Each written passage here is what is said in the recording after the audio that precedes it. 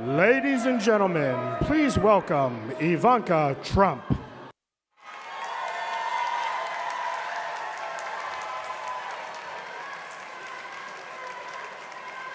Welcome, everybody.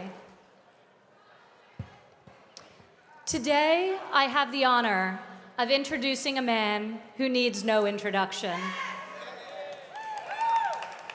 His legend has been built, and his accomplishments are too many to name. That man is my father. Most people strive their entire lives to achieve great success in a single field. My father has succeeded in many, at the highest level and on a global scale. He's enjoyed success in a vast diversity of industries because the common denominator is him.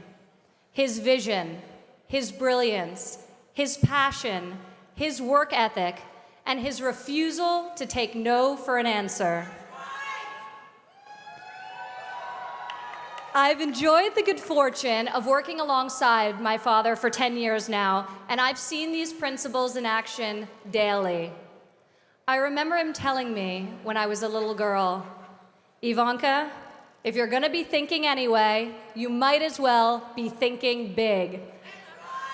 And that's how he approaches any task that he undertakes. He thinks big.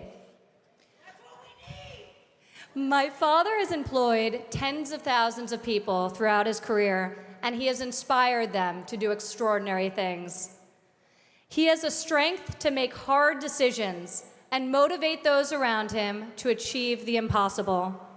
He is an optimist who chases big dreams and sees potential where others do not.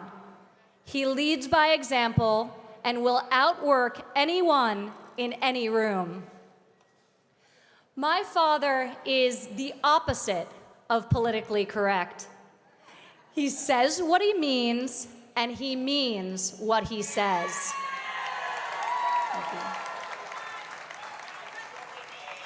He is also the best negotiator I have ever met. Countless times I've stood by his side and watched him make deals that seemed impossible to get done. He has the discernment to understand what the other party needs and then to get exactly what he wants. My father knows how to be a fierce opponent, but also how to be a very loyal friend. When it comes to building bridges, he can do so figuratively, but also has the rare ability to do so literally, on time and under budget.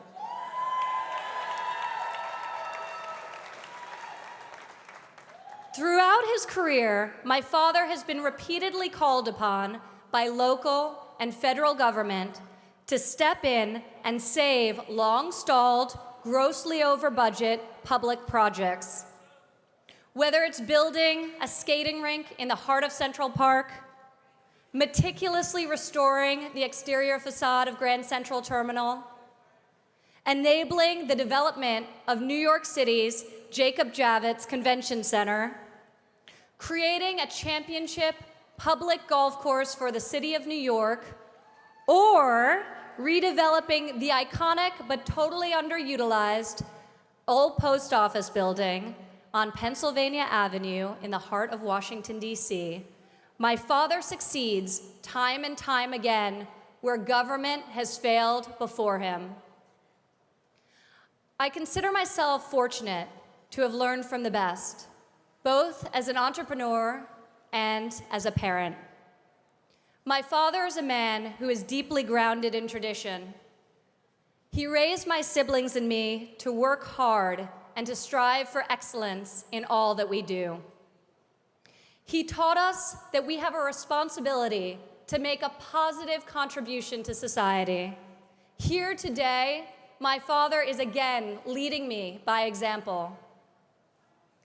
My generation finds itself at a crossroads. Our leadership has been mired in bureaucracy of its own creation. If we don't adapt politically and economically, our country will be left behind. To address the many challenges we face, we don't need talk. We need action. We need execution. We need someone who is bold and independent, with a proven track record of successfully creating and building large and complex and complicated organizations, and in the process, enabling many, many Americans to better their lives. I can tell you that there is no better person than my father to have in your corner when you're facing tough opponents or making hard decisions. He is battle-tested. He is a dreamer, but perhaps more importantly, he is a doer. Ladies and gentlemen, it is my pleasure to introduce to you today a man who I have loved and respected my entire life, my father, Donald J. Trump. That is some group of people, thousands. So nice. Thank you very much. That's really nice. Thank you. It's great to be at Trump Tower. It's great to be in a wonderful city, New York. And it's an honor to have everybody here. This is beyond anybody's expectations. There's been no crowd like this. And I can tell you, some of the candidates, they went in, they didn't know the air conditioner didn't work. They sweated like dogs. They didn't know the room was too big because they didn't have anybody there. How are they going to beat ISIS? I don't think it's going to happen. Our country is in serious trouble. We don't have victories anymore. We used to have victories, but we don't have them. When was the last time anybody saw us beating, let's say, China in a trade deal? They kill us. I beat China all the time. All the time. When did we beat Japan at anything? They send their cars over by the millions. And what do?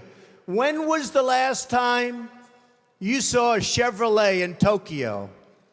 It doesn't exist, folks. They beat us all the time. When do we beat Mexico at the border? They're laughing at us, at our stupidity. And now they're beating us economically. They are not our friend, believe me. But they're killing us economically. The U.S. has become a dumping ground for everybody else's problems. Thank you. It's true. And these are the best and the finest. When Mexico sends its people, they're not sending their best. They're not sending you. They're not sending you. They're sending people that have lots of problems, and they're bringing those problems with us. They're bringing drugs, they're bringing crime, they're rapists, and some, I assume, are good people. But I speak to border guards, and they tell us what we're getting. And it only makes common sense. It only makes common sense. They're sending us not the right people. It's coming from more than Mexico. It's coming from all over South and Latin America, and it's coming probably from the Middle East. But we don't know, because we have no protection, and we have no competence. We don't know what's happening. And it's got to stop, and it's got to stop fast. Islamic terrorism is eating up large portions of the Middle East. They become rich. I'm in competition with them. They just built a hotel in Syria. Can you believe this? They built a hotel. When I have to build a hotel, I pay interest. They don't have to pay interest because they took the oil that when we left Iraq, I said we should have taken. So now ISIS has the oil. And what they don't have, Iran has. And in and I will tell you this, and I said it very strongly, years ago, I said, and I love the military, and I want to have the strongest military that we've ever had, and we need it more now than ever, but I said, don't hit Iraq, because you're going to totally destabilize the Middle East. Iran is going to take over the Middle East. Iran and somebody else will get the oil. And it turned out that Iran is now taking over Iraq. Think of it. Iran is taking over Iraq. And they're taking it over big league. We spent $2 trillion in Iraq. $2 trillion. We lost thousands of lives, thousands in Iraq. We have wounded soldiers who I love. I love. They're great. All over the place. Thousands and thousands of wounded soldiers. And we have nothing. We can't even go there. We have nothing. And every time we give Iraq equipment, the first time a bullet goes off in the air, they leave it. Last week I read 2,300 Humvees. These are big vehicles were left behind for the enemy. 2,000, you would say maybe two, maybe four? 2,300 sophisticated vehicles they ran, and the enemy took them. You're right.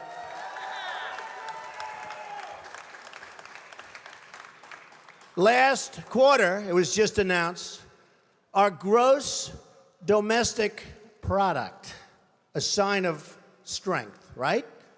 But not for us. It was below zero. Who ever heard of this? It's never below zero. Our labor participation rate was the worst since 1978. But think of it, GDP below zero. Horrible labor participation rate. And our real unemployment is anywhere from 18 to 20%. Don't believe the 5.6. Don't believe it. That's right, a lot of people up there can't get jobs. They can't get jobs because there are no jobs. Because China has our jobs and Mexico has our jobs. They all have our jobs. But the real number is anywhere from 18 to 19 and maybe even 21%. And nobody talks about it because it's a statistic that's full of nonsense.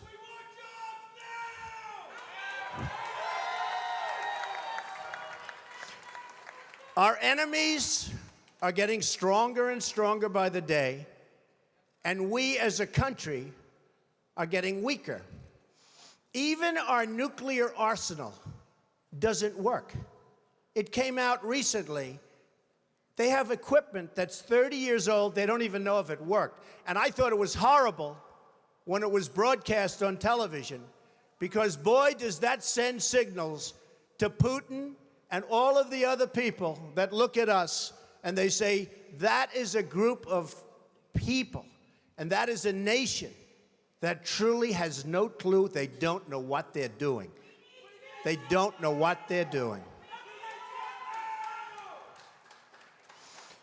We have a disaster called the big lie, Obamacare. Obamacare. Yesterday it came out that costs are going for people up 29, 39, 49, and even 55%. And deductibles are through the roof. You have to get hit by a tractor, literally a tractor, to use it. Because the deductibles are so high, it's virtually useless. It is a disaster. And remember the $5 billion website. $5 billion we spent on a website. And to this day, it doesn't work. A $5 billion website. I have so many websites. I have them all over the place. I hire people. They do a website. It costs me $3. $5 billion website.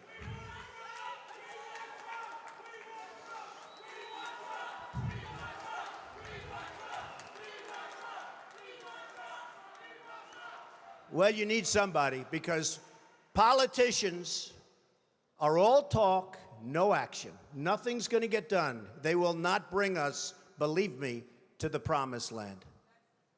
They will not. As an example, I've been on the circuit making speeches, and I hear my fellow Republicans, and they're wonderful people. I like them. They all want me to support them.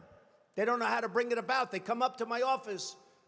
I'm meeting with 3 of them in the next week, and they don't know. Are you running? Are you not running? Could we have your support? What do we do? How do we do it? I like them. And I hear their speeches. And they don't talk jobs, and they don't talk China. When was the last time you heard China's killing us? They're devaluing their currency to a level that you wouldn't believe. It makes it impossible for our companies to compete. Impossible. They're killing us. But you don't hear that from anybody else. You don't hear it from anybody else. And I watch the speeches. Thank you. I watch the speeches of these people, and they say, the sun will rise, the moon will set, all sorts of wonderful things will happen. And people are saying, what's going on? I just want a job. Just get me a job. I don't need the rhetoric. I want a job. And that's what's happening. And it's going to get worse because remember, Obamacare really kicks in 2016.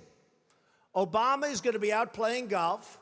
He might even be on one of my courses. I would invite him. I actually would say. I have the best courses in the world, so I'd say, you know what, if he wants to, I have one right next to the White House, right on the Potomac. If he'd like to play, that's fine. In fact, I'd love him to leave early and play. That would be a very good thing. But Obamacare kicks in 2016. Really big league. It is going to be amazingly destructive. Doctors are quitting. I have a friend who's a doctor, and he said to me the other day, Donald, I never saw anything like it. I have more accountants than I have nurses. It's a disaster. My patients are beside themselves. They had a plan that was good. They have no plan now. We have to repeal Obamacare, and it can be replaced. And it can be replaced with something much better for everybody. Let it be for everybody, but much better and much less expensive for people and for the government. And we can do it.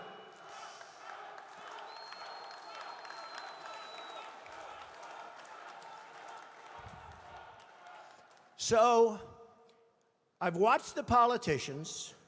I've dealt with them all my life. If you can't make a good deal with a politician, then there's something wrong with you. You're certainly not very good. And that's what we have representing us. They will never make America great again. They don't even have a chance. They're controlled fully. They're controlled fully by the lobbyists, by the donors, and by the special interests, fully.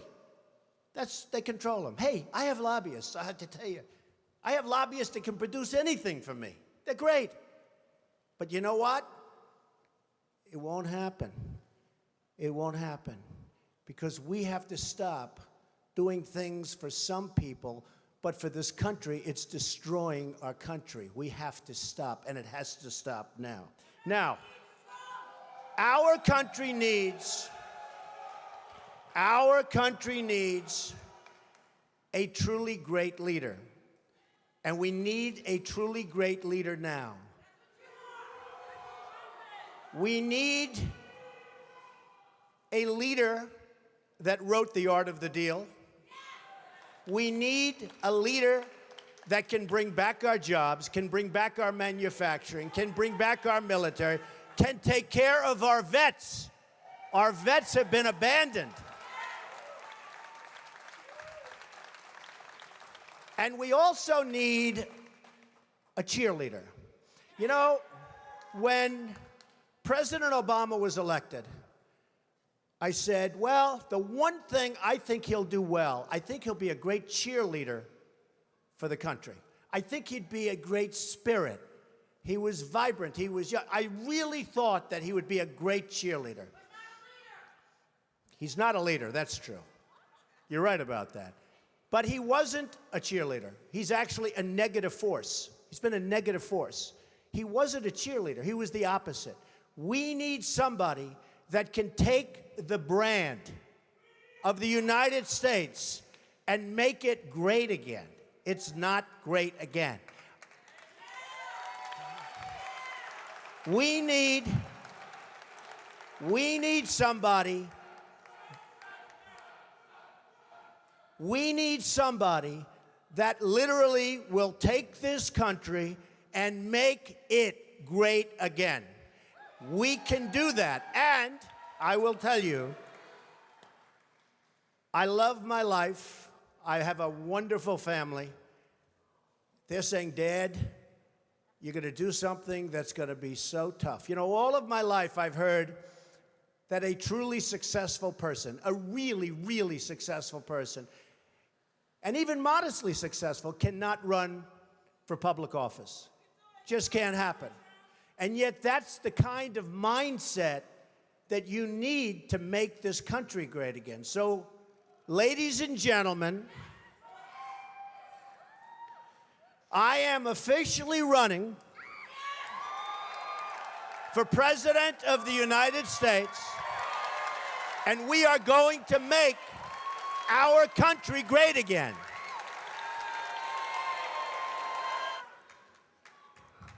It can happen. Our country has tremendous potential. We have tremendous people. We have people that aren't working.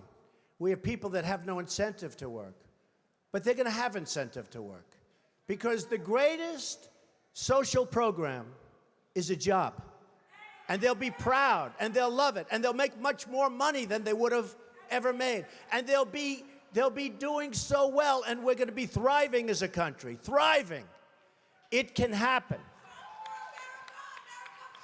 I will be the greatest jobs president that God ever created. I tell you that.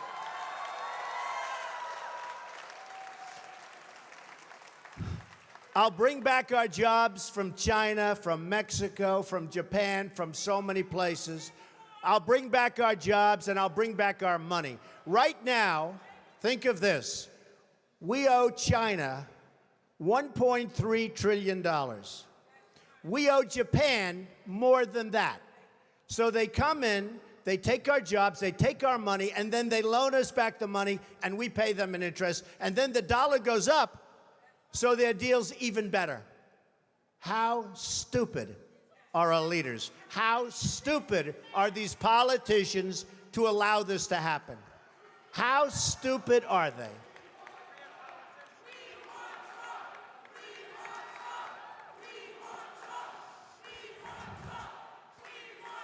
I'm going to tell you, thank you. I'm going to tell you a couple of stories about trade, because I'm totally against the trade bill for a number of reasons. Number one, the people negotiating it don't have a clue. Our president doesn't have a clue. He's a bad negotiator. He's the one that did Bergdahl. We get Bergdahl, they get 5 killer terrorists that everybody wanted over there. We get Bergdahl, we get a traitor. We get a no-good traitor, and they get the 5 people that they wanted for years, and those people are now back on the battlefield trying to kill us. That's the negotiator we have. Take a look at the deal he's making with Iran. He makes that deal, Israel maybe won't exist very long. It's a disaster, and we have to protect Israel. But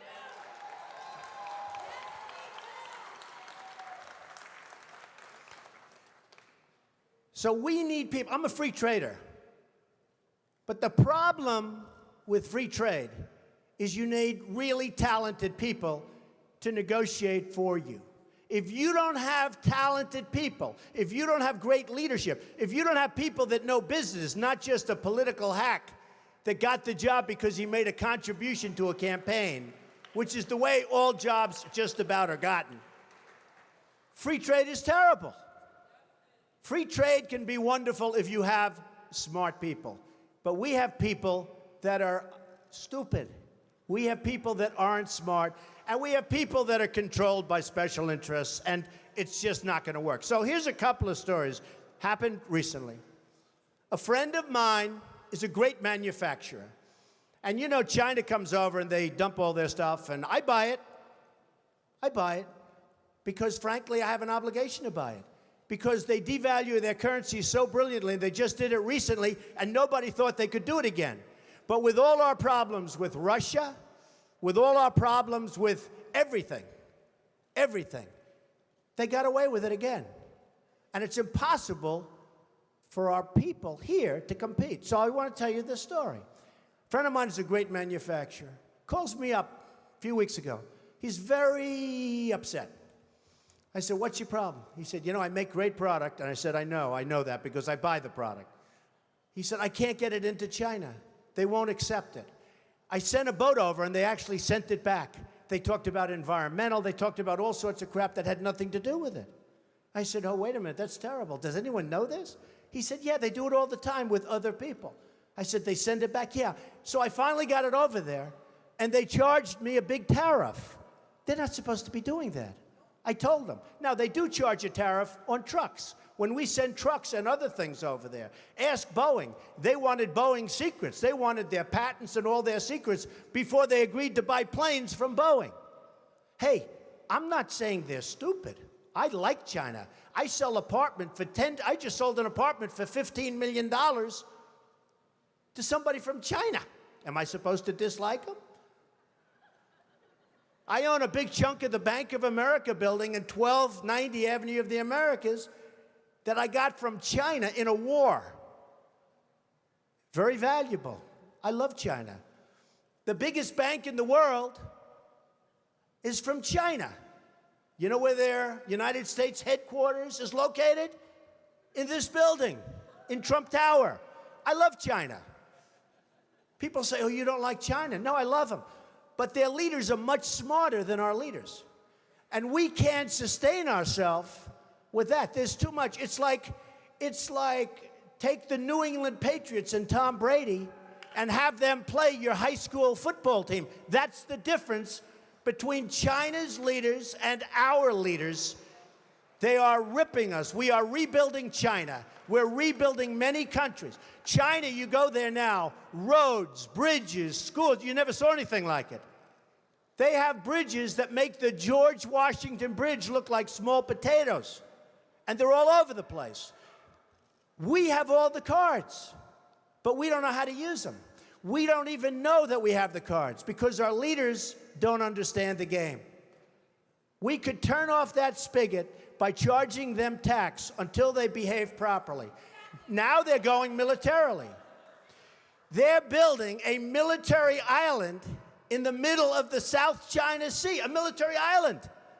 Now, our country could never do that because we'd have to get environmental clearance. And the environmentalists wouldn't let our country. We would never build an ocean. They built it in about 1 year, this massive military port. They're building up their military to a point that is very scary. You have a problem with ISIS, you have a bigger problem with China. And in my opinion, the new China, believe it or not, in terms of trade, is Mexico. So this man tells me about the manufacturing. I say, that's a terrible story. I hate to hear it. But I have another one, Ford. So Mexico takes a company, car company, that was going to build in Tennessee, rips it out. Everybody thought the deal was dead. Reported in the Wall Street Journal recently. Everybody thought it was a done deal. It's going in, and that's going to be it, going into Tennessee. Great state, great people. All of a sudden, at the last moment, this big car manufacturer, foreign, announces they're not going to Tennessee. They're going to spend their $1 billion in Mexico instead. Not good. Now Ford announces a few weeks ago that Ford is going to build a $2.5 billion car and truck and parts manufacturing plant in Mexico. $2.5 billion. It's going to be one of the largest in the world. Ford, good company. So I announced that I'm running for president. One of the early things I would do, probably before I even got in, and I wouldn't even use, I know the smartest negotiators in the world. I know the good ones, I know the bad ones, I know the overrated ones. You got a lot of them that are overrated. They're not good, they think they are. They get good stories because the newspapers get buffaloed. But they're not good. But I know the best negotiators in the world. and I'd put them one for each country. Believe me, folks, we will do very, very well. Very, very well. But I wouldn't even waste my time with this one. I would call up the head of Ford, who I know, if I was president. I'd say, congratulations. I understand that you're building a nice $2.5 billion car factory in Mexico, and that you're going to take your cars and sell them to the United States, zero tax. Just flow them across the border. And you say to yourself, how does that help us, right? How does that help us? Where is that good? It's not. So I'd say, congratulations, that's the good news. Let me give you the bad news. Every car and every truck and every part manufactured in this plant that comes across the border, we're going to charge you a 35% tax. Okay? And that tax is going to be paid simultaneously with the transaction. And that's it. Now, here's what's going to happen. If it's not me in the position, it's one of these politicians that we're running against. You know, the 400 people that we're already against. And here's what's going to happen. They're not so stupid. They know it's not a good thing. And they may even be upset by it. But then they're going to get a call from their donors, or probably from the lobbyist for Ford, and say, you can't do that to Ford because Ford takes care of me and I take care of you, and you can't do that to Ford. And guess what? No problem. They're going to build in Mexico. They're going to take away thousands of jobs. It's very bad for us. So, under President Trump, here's what would happen. The head of Ford will call me back, I would say within an hour after I told him the bad news. But it could be he'd want to be cool, and he'll wait till the next day. You know, they want to be a little cool. And he'll say, please, please, please. He'll beg for a little while, and I'll say, no interest. Then he'll call all sorts of political people, and I'll say, sorry, fellas, no interest, because I don't need anybody's money. It's nice. I don't need anybody's money. I'm using my own money. I'm not using the lobbyists. I'm not using donors. I don't care. I'm really rich. I'll show you that in a second. And by the way, I'm not even saying that in a brag. That's the kind of mindset, that's the kind of thinking you need for this country. So, because we got to make the country rich, it sounds crass. Somebody said, oh, that's crass. It's not crass. We got 18 trillion in debt. We got nothing but problems. We got a military that needs equipment all over the place. We got nuclear weapons that are obsolete. We've got nothing. We got Social Security that's going to be destroyed if somebody like me doesn't bring money into the country. All these other people want to cut the hell out of it. I'm not going to cut it at all. I'm going to bring money in, and we're going to save it.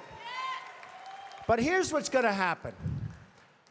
After I'm called by 30 friends of mine who contributed to different campaigns, after I'm called by all of the special interests and by the donors and by the lobbyists, and they have zero chance at convincing me, zero. I'll get a call the next day from the head of Ford. He'll say, please reconsider. I'll say no. He'll say, Mr. President, we've decided to move the plant back to the United States. We're not going to build it in Mexico. That's it. They have no choice. They have no choice. There are hundreds of things like that. I'll give you another example. Saudi Arabia. They make $1 billion a day. $1 billion a day. I love the Saudis. Many are in this building. They make $1 billion a day. Whenever they have problems, we send over the ships. We're going to protect. What are we doing? They got nothing but money. If the right person asked them, they'd pay a fortune. They wouldn't be there except for us. And believe me, you look at the border with Yemen. You remember Obama a year ago. Yemen was a great victory. 2 weeks later, the place was blown up. Everybody got, and they kept our equipment. They always keep our equipment. We just said used equipment, right? They always keep our equipment. We ought to send some real junk, because frankly, we ought to send our surplus. We're always losing this gorgeous brand new stuff. But look at that border with Saudi Arabia. Do you really think that these people are interested in Yemen? Saudi Arabia, without us, is gone. They're gone. And I'm the one that made all of the right predictions about Iraq. You know, all of these politicians that I'm running against now, it's so nice to say I'm running as opposed to if I run, I'm running. But all of these politicians that I'm running against now, they're trying to disassociate. I mean, you looked at Bush, it took him 5 days to answer the question on Iraq. He couldn't answer the question, he didn't know. I said, is he intelligent? Then I looked at Rubio. He was unable to answer the question. Is Iraq a good thing or a bad thing? He didn't know. He couldn't answer the question. How are these people going to lead us? How are we going to go back and make it great again? We can't. They don't have a clue. They can't lead us. They can't. They can't even answer simple questions. It was terrible. But Saudi Arabia is in big, big trouble. Now, thanks to fracking and other things, the oil is all over the place. And I used to say it. There are ships at sea, and this was during the worst crisis, that were loaded up with oil. And the cartel kept the price up. Because again, they were smarter than our leaders. They were smarter than our leaders.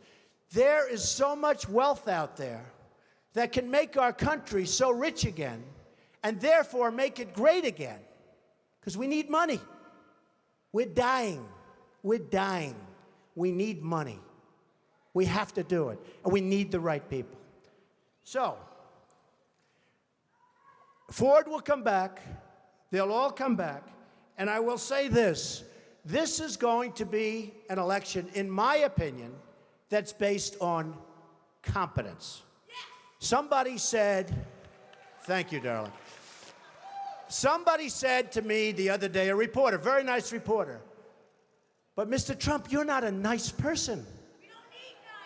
That's true, but actually I am. I think I am a nice person. People that know me like me. Does my family like me? I think so, right? Look at my family. I'm proud of my family.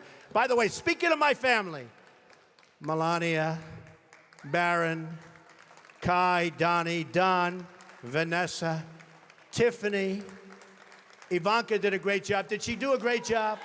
Great. Jared, Laura, and Eric. I'm very proud of my family. They're a great family.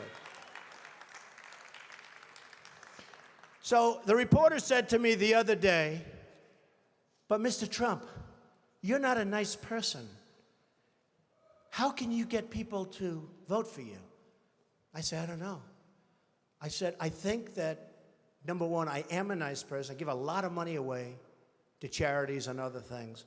I think I'm actually a very nice person. But I said, this is going to be an election that's based on competence. Because people are tired of these nice people, and they're tired of being ripped off by everybody in the world, and they're tired of spending more money on education than any nation in the world, per capita, than any nation in the world. And we're 26th in the world. 25 countries are better than us at education. And some of them are like third world countries. But we're becoming a third world country because of our infrastructure, our airports, our roads, everything. So one of the things I did, and I said, you know what I'll do? I'll do it. Because a lot of people said, he'll never run.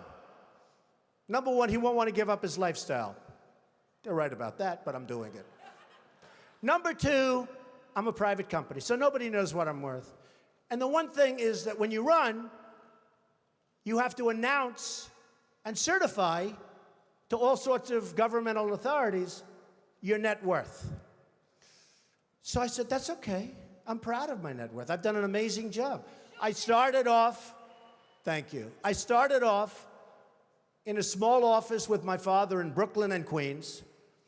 And my father said, and I love my father, I learned so much. He was a great negotiator. I learned so much just sitting at his feet, playing with blocks, listening to him negotiate with subcontractors.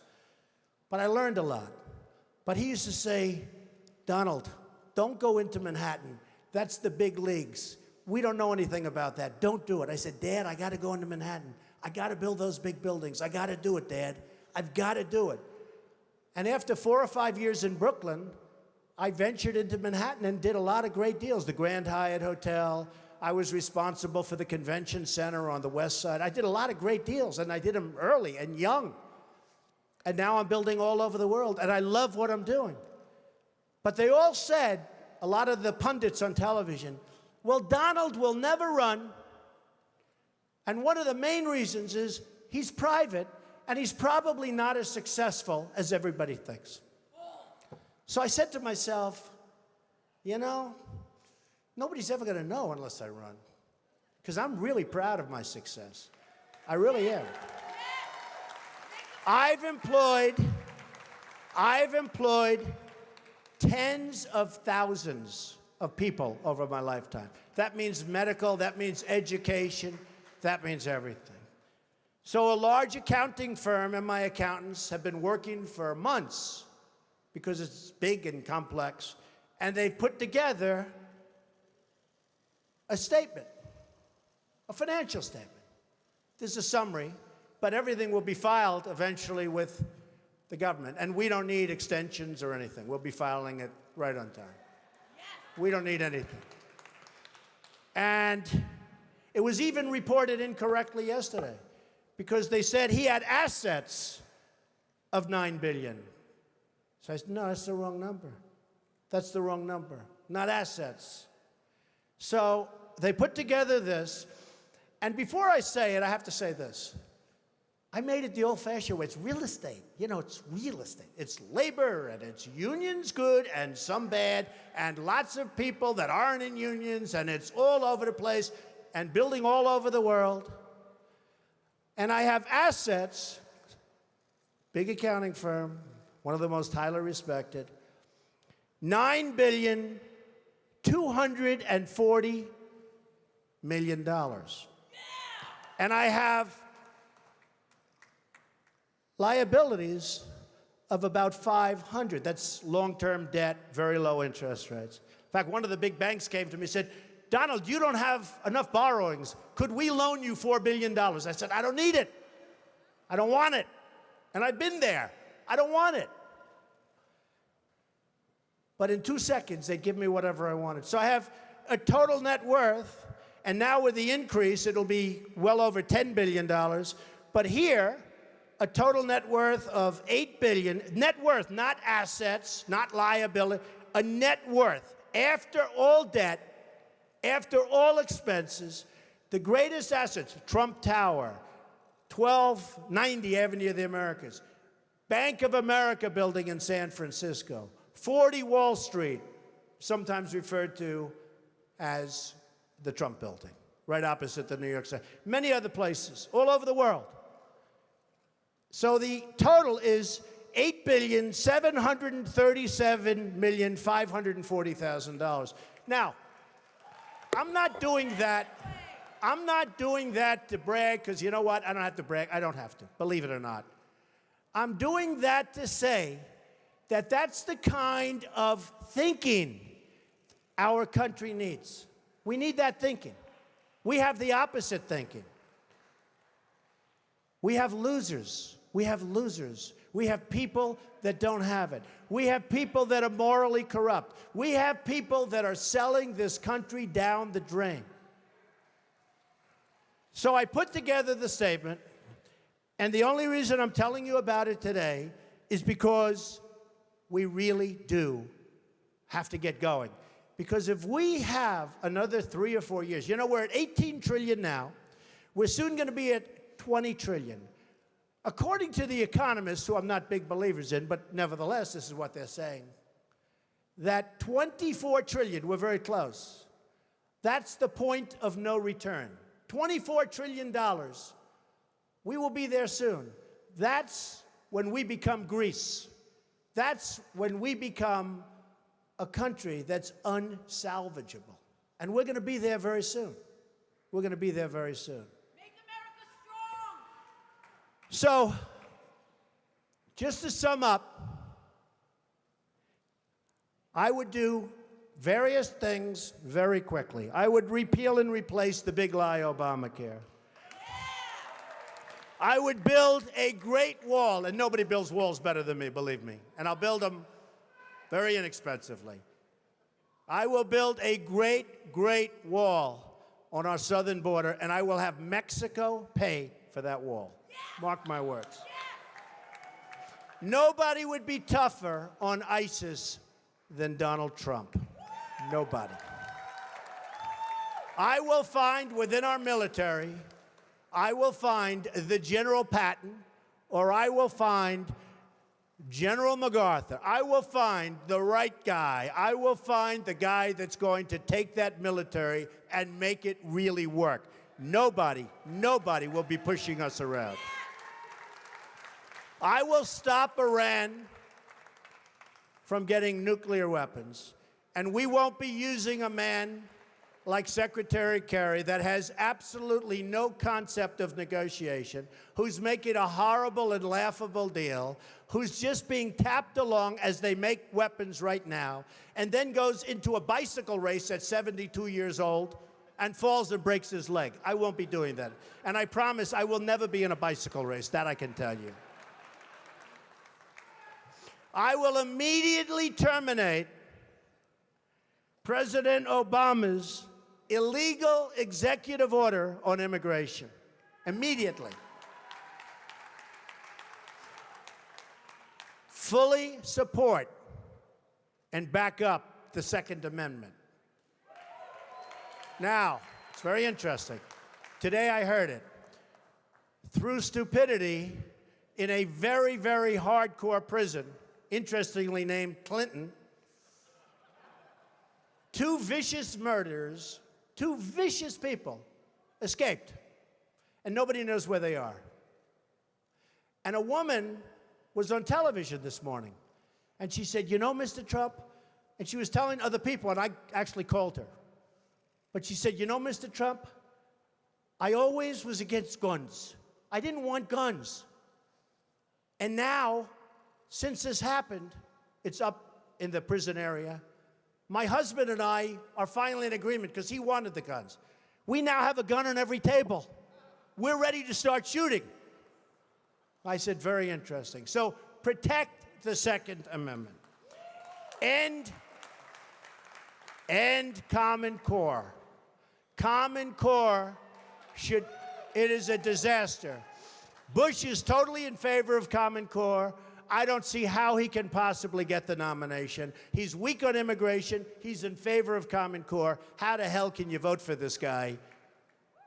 You just can't do it. We have to end. Education has to be local. Rebuild the country's infrastructure. Nobody can do that like me, believe me. It will be done on time, on budget, way below cost, way below what anyone ever thought. I look at these roads being built all over the country, and I say, I can build those things for 1/3. What they do is unbelievable. How bad?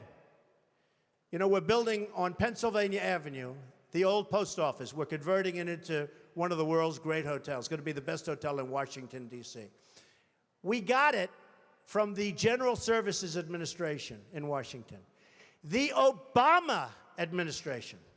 We got it. It was the most highly sought after, or one of them, but I think the most highly sought after project in the history of General Services. We got it. People were shocked. Trump got it. Well, I got it for two reasons. Number one, we're really good. Number two, we had a really good plan. And I'll add in the third, we had a great financial statement. Because the General Services, who are terrific people, by the way, and talented people, they wanted to do a great job. And they want to make sure it got built. So we have to rebuild our infrastructure, our bridges, our roadways, our airports. You come into LaGuardia Airport, it's like we're in a third world country. You look at the patches and the 40-year-old floor, they throw down asphalt, and you look at these airports, we are like a third world country. And I come in from China, and I come in from Qatar, and I come in from different places, and they have the most incredible airports in the world. You come back to this country, and you have LAX, disaster. You have all of these disastrous airports. We have to rebuild our infrastructure. Save Medicare, Medicaid, and Social Security without cuts. Have to do it. Get rid of the fraud, get rid of the waste and abuse, but save it. People have been paying in for years, and now many of these candidates want to cut it. You save it by making the United States, by making us rich again, by taking back all of the money that's being lost. Renegotiate our foreign trade deals. Reduce our $18 trillion in debt, because believe me, we're in a bubble. We have artificially low interest rates. We have a stock market that frankly has been good to me, but I still hate to see what's happening. We have a stock market that is so bloated. Be careful of a bubble, because what you've seen in the past might be small potatoes compared to what happens. So be very, very careful. And strengthen our military and take care of our vets. So, so important.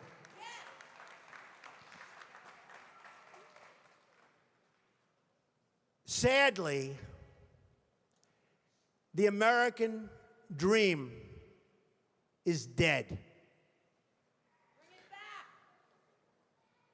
But if I get elected president, I will bring it back bigger and better and stronger than ever before, and we will make America great again. Thank you. Thank you very much.